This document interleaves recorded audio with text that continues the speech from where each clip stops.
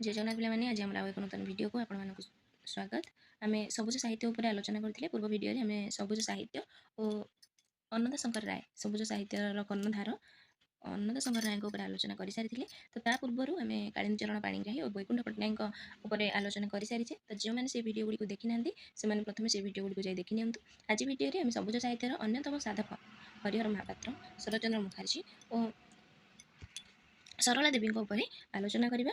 तो पूर्व वीडियो आम सबुज साहित्य उपर आलोचना करी। तो ओडिया साहित्य सबुज साहित्यर सृष्टि क्यों परिस्थिति होता आ सबुज साहित्यिक मानकर विशेषत्व कौन रही से सब विषय में आम आलोचना करते। तो ये सबुज साहित्यिक माने स्वप्न प्रणय और कल्पनार परिराज्य से माने विचरण करी खुशी को बा निजस्व खुशी को से खोजापी चेष्टा करते, किंतु ताहा संभव हेबो नहीं। वास्तव दुनिया रे जदि आमे कल्पना रे बंचिया ପାଇଁ चेष्टा करिबा ताहले सेटा संभव होई परिबो नहीं। तेणु परवर्ती समय रे मध्ये हमर सबुज साहित्यिक माने वास्तवता को पुनर्बार फेरी आछन्ती। तो से माने स्वाभाविकता को वास्तवता को देखि नांदी। ठीक अछि, सेति प्रति से आखि बुझी दैछन्ती। तो नित्यानंद सतपथी सबुज साहित्यिक मानक बा सबुज साहित्यिक गोष्ठी संपर्क रे कहिथिले।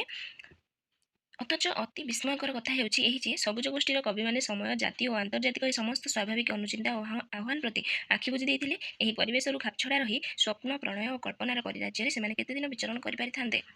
जुग चेतनारू सचेतन साहित्यिक निजको विच्छिन्न रखि पारिबा सबुबेले संभव होई पारे नाही।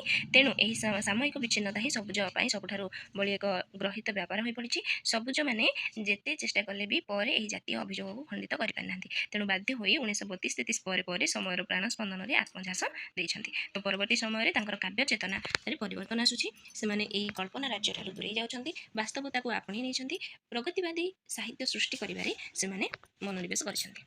तो ये भाव में आम पूर्व वीडियो आलोचना करते सबुज जुग विषय में।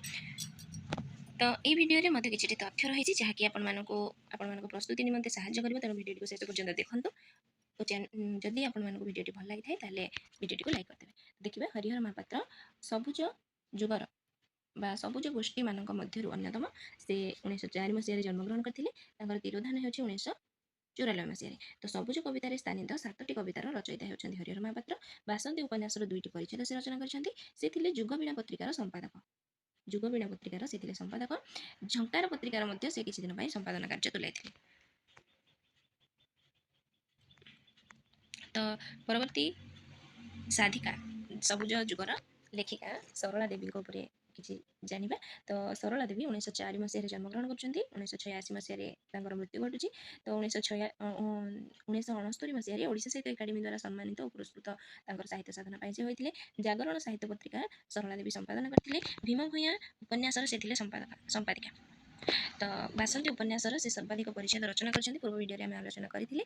तो साहित्य समालोचना मध्य आम देखा कवि गोपाल कृष्ण प्रतिभा, सारला महाभारतीय नारी चरित्र, कुंतला कुमारी कवि प्रतिभा। तो सारला महाभारतीय नारी चरित्र ये पड़े परीक्षा आपण मन रखिए। तो गोटे गल्प संकलन रही पंचप्रदीप। से स्थानित गल्प गुड़िक समाज सचेतन मनोभाव रही। तो ये जो गल्प गुड़िक स्थान पाई से वीररमणी, विश्व विप्लविनी, कथा रामायण, सतधर्म, मूल्यनिधि, गाँ बाला कथा, जनाबाई, नारीर दाबी, मरु कहानी, भारतीय महिला प्रसंग, नारी समस्या ये भाव में आमर गल्प गुड़िक स्थान पाई। आम देखा परवर्ती सबुज साहित्यिक लेखक शरतचंद्र मुखर्जी। तो शरतचंद्र मुखर्जी समयसीमा आम जो देखा 1902 मसीह से जन्मग्रहण कर 1987 मसीह से देहत्याग कर। तो सबुज कविता जो संकलनटी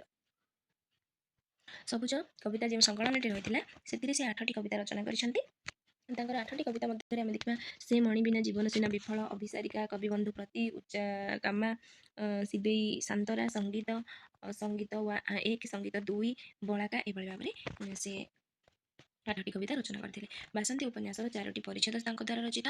पंचपुष्प हो एकमात्र कविता संकलन।